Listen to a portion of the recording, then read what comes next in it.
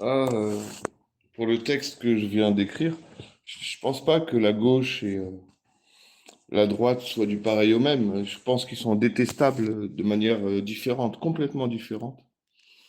Hum, À l'époque, je me souviens, je travaillais dans des équipes de cinéma, là. C'était les gens qui étaient proches de John Malkovich, enfant de grands galeristes, etc. Bah, très de gauche, des pré-Hollande, pré-Obama, tu vois. Obama, 50 000 bombardements en 2 ans. Il y a des gens sous les bombes. Et il manque dans la gauche cette condamnation, en fait, qui est évidente quand c'est Trump, c'est très photogénique, De Niro, fuck Trump, etc. On parle de Genocide Joe. Le nombre de... J'ai vu un enfant brûlé au phosphore blanc là, dans la bande de Gaza. Ça marque. Et je pense que quand la gauche sera capable de s'autocritiquer, d'ailleurs, finalement, quand François Hollande nous dit son ennemi c'est la finance, et puis en dessous, c'est 300 000 morts, je crois, des conséquences de la guerre en Syrie, avec des argumentations de gauche fantastiques, hein. Kadhafi est méchant, selon les uns et les autres. Je valide hein, qu'il est méchant, mais bon. 300 000 morts, je crois, en Syrie, des conséquences de la guerre. Ça fait un peu beaucoup quand même. Et donc, quand Hollande déconne à mort, en fait, ce qui n'est pas très dit, hein, c'est facile de le dire sur Trump, le mec ignoble, quoi, tu vois, mais Hollande, il garde sa photogénie, finalement. Et ceux qui ont voté pour lui, etc., cette mollesse, quoi, elle est infernale. Et on voit même en termes de comportementalisme, de sociologie, etc., comment, de psychologie des masses, comment, moi j'ai des copains, hein, c'est des réalisateurs, tu vois, pour Arte. Alors ils vont faire un super documentaire, la pauvre iranienne, les voilées de force, les mollahs, je sais pas trop quoi, tu vois. Et puis, quand les bombes tombent, des bombes pas du tout féministes, tu vois, là, il n'y a plus personne. Pire, pire, ils ont même une sorte de satisfaction, quoi. C'est des ordures. Ça, c'est détestable. Parce que finalement, si le monde doit avancer, je pense qu'une sorte de mea culpa de gauche est juste évident, quoi, bordel. C'est pour ça qu'il y a Nuit debout. Tu vois, les plus radicaux, finalement, qui disaient, ouais, Hollande, Hollande, mais Hollande, c'est la gauche caviar qui pue. Euh, on a voté pour lui. On était traités de radicaux par les gens de gauche. Il a fait 300 000 morts en Syrie. Son ennemi, c'est la finance en sortie de course. Son ennemi, c'est le MEDEF et la loi travail, tu vois. Et nous, avec Nuit debout, on était ces fameux clodos de gauche, tu vois. Finalement, là, non, non, je suis pas d'accord. La gauche et la droite sont complètement différentes, mais qu'est-ce que la gauche aussi, tu vois. Et je crois que les masques sont tombés à ce niveau-là. Euh, que vraiment on peut plus faire semblant, quoi. Les chercheurs au CNRS qui ont laissé le directeur convoquer une chercheuse parce que elle avait défendu la Palestine et que dans son tweet il y avait un petit logo qui était proche du Hamas, je sais pas trop quoi, tu vois. Elle est sous antidépresseur, on la voit chez Mediapart. Tu vois, chez Mediapart, on voit ce genre de choses, mais après, qui se réveille en plus, tu vois? Personne. Et tous les chercheurs du CNRS ont fait quoi pour la défendre? Rien. Alors que c'est une, une méthode génocidaire, tu vois, d'extrême droite sioniste, finalement, de, euh, de faire peur aux chercheurs, d'omettre la réalité du génocide au CNRS, c'est un truc de dingue quand même. Empêcher la dénonciation du génocide, ça fait quand même 3 critères de complicité de génocide. Si tu regardes la Cour pénale internationale, la Cour internationale de justice, le statut de Rome, la Convention pour la prévention et la répression des génocides. J'avais d'ailleurs fait un texte en disant les historiens avaient finalement suffisamment d'outils pour, dès le 8 octobre, euh, dire bah, on sait depuis longtemps qu'il y a du gaz offshore au large de la bande de Gaza, que systémiquement l'Amérique et Israël sont plus dans un sorte de délire religieux, ethno-religieux, mais en fait derrière c'est des usines d'armes, c'est des réserves de gaz, ce que la gauche sait très bien dénoncer, mais participer avec Hollande, tu vois, c'est ça qui est assez aberrant. Moi, je me souviens, pour te revenir à ces réalisateurs, là, John Malkovich, avec qui on avait travaillé avec John Malkovich, pour te dire qu'ils se foutaient de ma gueule, tu vois, quand on faisait des lieux artistiques, quand on était plus indie média que Mediapart, qu'on était plus Wikileaks que Blast, qu'on était un peu considérés comme des hurluberlus. Finalement, on n'a pas eu les salaires, c'est vrai, on n'a pas eu tout ça, mais on a eu une immense liberté de penser, une immense opposition au système. Moi, je les connais, les postulants à la direction du CNRS, je les connais. Et je te dirais ils ont des vies. Moi qui ai vécu dans la misère, je m'achète un pain au chocolat, je suis content, hein. Ils en sont pas là. Tu vois, et c'est cette compromission qui fait partie du truc. C'est aussi d'un point de vue psychanalytique, la facilité de critique, tu vois. C'est fantastique de se penser de gauche, de critiquer ces abrutis finis de droite qui sont ignobles, tu vois. Mais au final, ils rentrent quand même dans la machine le lendemain. C'est une évidence, tu vois. Et pour moi, cette agitation, cette capacité à dire, mais en fait, vous êtes où? Vous faites chier, quoi. Vous n'êtes pas là depuis longtemps. Arrêtez de bluffer. Vous êtes peut-être des bons élèves, etc. Mais vous nous cassez les couilles parce qu'il se passe rien, en fait. Parce que dans cette machine, vous participez complètement, en fait, quelque part. Les chercheurs au CNRS, c'est le cas. Tous les sociologues que je connais, c'est le cas. Ils sont en train de faire quoi? Des études de marché pour Coca-Cola, savoir l'habitude des consommateurs en banlieue. Ils mettent des QR codes sur. Ils avaient pensé mettre des bracelets dans les dom-toms pour que les gens ils puissent prendre la météo, tu vois. Genre un bracelet avec un numéro, un code barre, tout le bordel, tu vois. Si on reconnaît l'ignoble attitude fasciste de la droite, il faut à tout prix, Joël, toi qui fais de l'histoire, tu sais que c'est un rappel historique, tu vois. Et il faut rappeler à cette gauche ben, déjà tous ces états de culpabilité. Mitterrand qui shoot les gars, là, les Kanaks, tu vois, la Centrafrique, tout ça, tu vois, je vais pas utiliser les critiques de droite envers la gauche, tu vois. Et s'il n'y a pas d'autocritique, on ne comprendra jamais pourquoi rien ne fonctionne, tu vois. Pourquoi ceux qui devraient être au rendez-vous, qui ont tous les outils pour affronter ce système, tu vois, finalement ne le font absolument pas.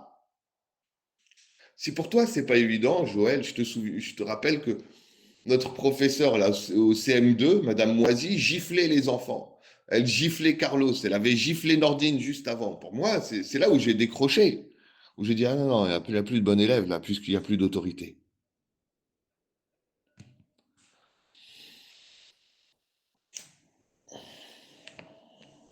Faut savoir remettre en question l'autorité, mais aussi la solidarité de tous les élèves de cette classe. Moi, je m'en souviens de ce pauvre Carlos, elle a enlevé la bague en disant oui, ben je vais quand même pas te faire mal. Tu vois, ce sadisme-là. On a le même truc dans Inglorious Bastard. Je pense que s'engueuler, c'est pas nécessairement le but. Évoluer d'égal à égal, c'est très important, Joël. Aujourd'hui,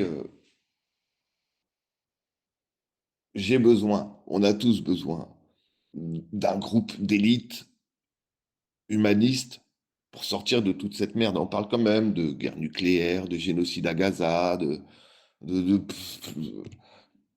tout qui s'effondre, tu vois, tous les mécanismes éthiques, etc., la justice, Sarkozy coupable, mais non coupable. C'est infernal, c'est infernal. Ça a tellement baissé qu'on a besoin d'un réveil. Et moi, je sais que beaucoup de gens, parmi vous, tu vois, les intellectuels de gauche, être totalement d'accord et totalement lâches. Être totalement dans le système, avec des vies qui vont avec, femmes, enfants, maison, loyer, tout ça, c'est une réalité. Et c'est pour ça que je m'attaque particulièrement à l'élite de gauche. Pas en tant qu'homme de droite, pas en tant que, vraiment en tant qu'homme de gauche. En disant finalement tout mon radicalisme et mon côté asocial fait de moi une personne un peu plus efficace, d'élite. J'aime bien ça. Parce que j'ai pas eu à passer par un diplôme, des validations, un servage, etc. C'est très important. Fais-en ce que tu veux, Joël.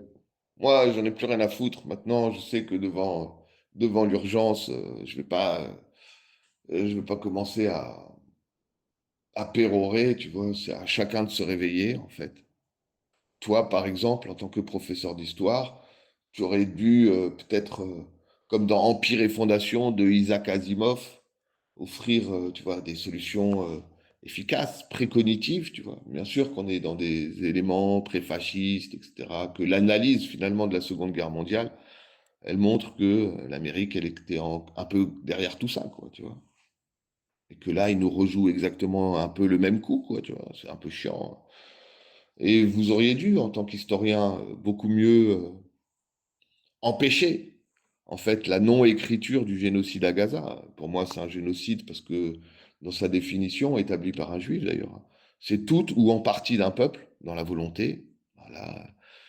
Même si c'est pas, bon, d'ailleurs, c'est dit ouvertement, hein, d'ailleurs, en allant plus loin, mais c'est factuel, en fait.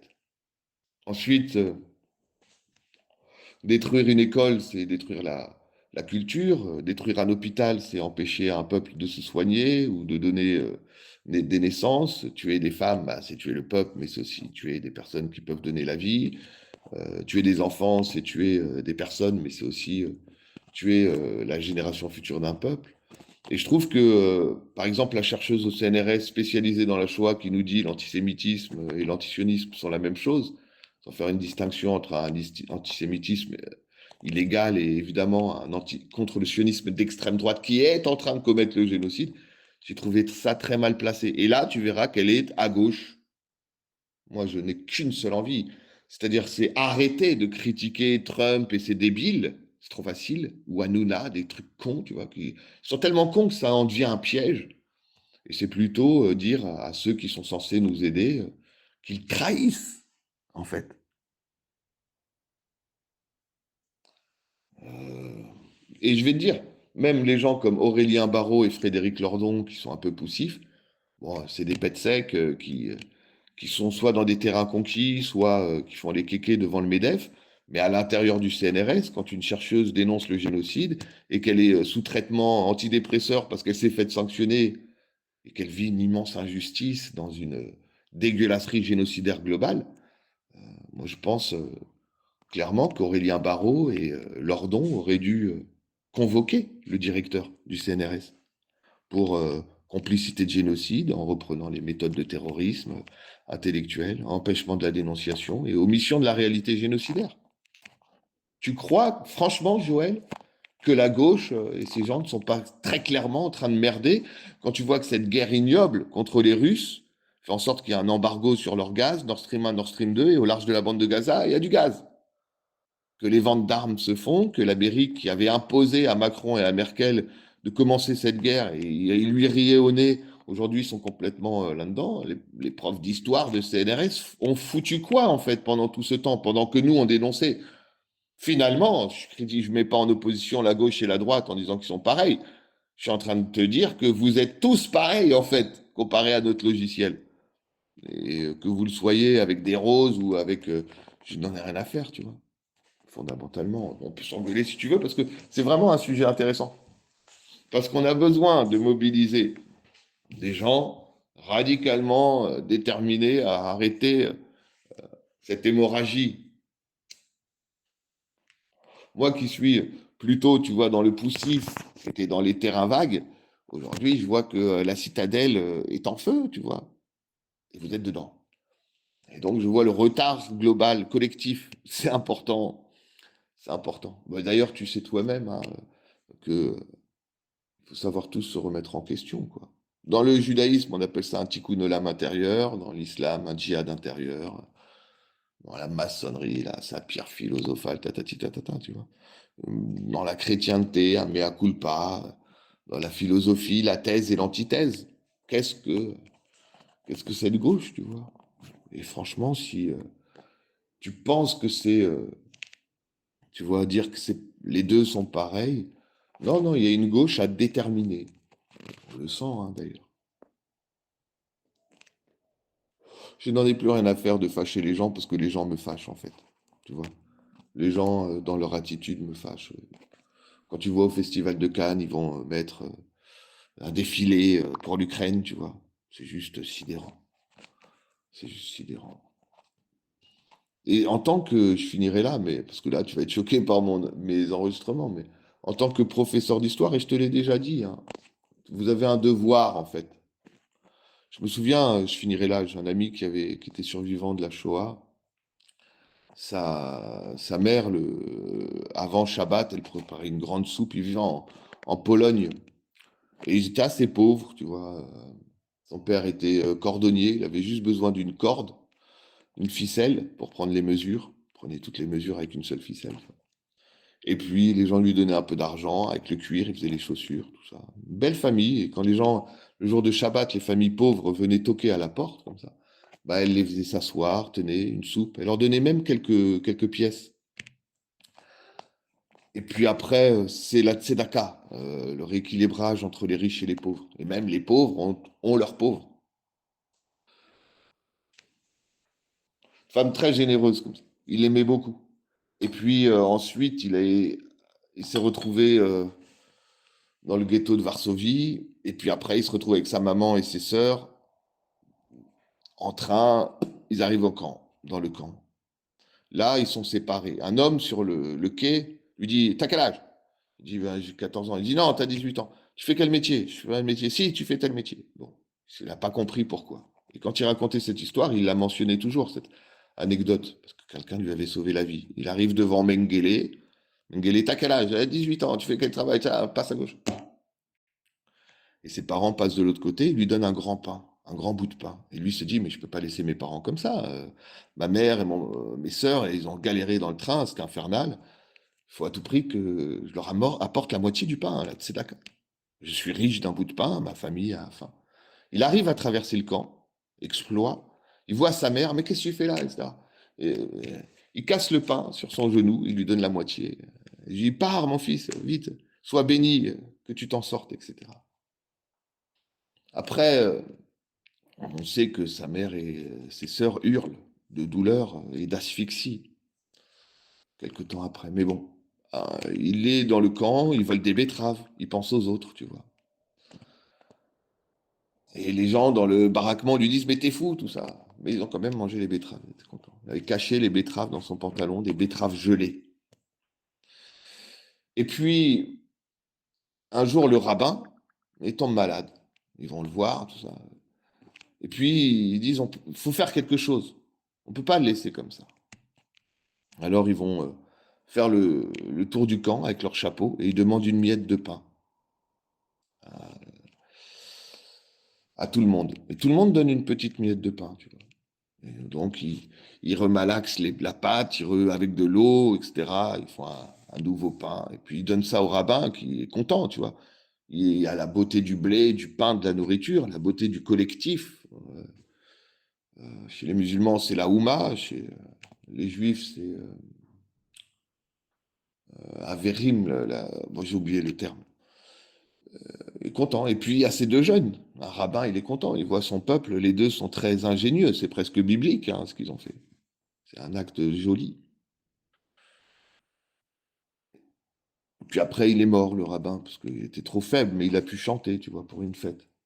Ils l'ont aidé à survivre et puis à embellir ses derniers jours. Je me souviens, c'est la phrase quand il disait: On ne peut pas les laisser comme ça, il faut faire quelque chose. Aujourd'hui, très clairement, tu vois, George Steiner le disait: Le peuple juif avait l'aristocratie multiséculaire de ne jamais avoir torturé d'homme. Aujourd'hui, le peuple juif et la gauche sont vraiment ultimement à remettre en question, Joël. Je t'embrasse, mille bisous.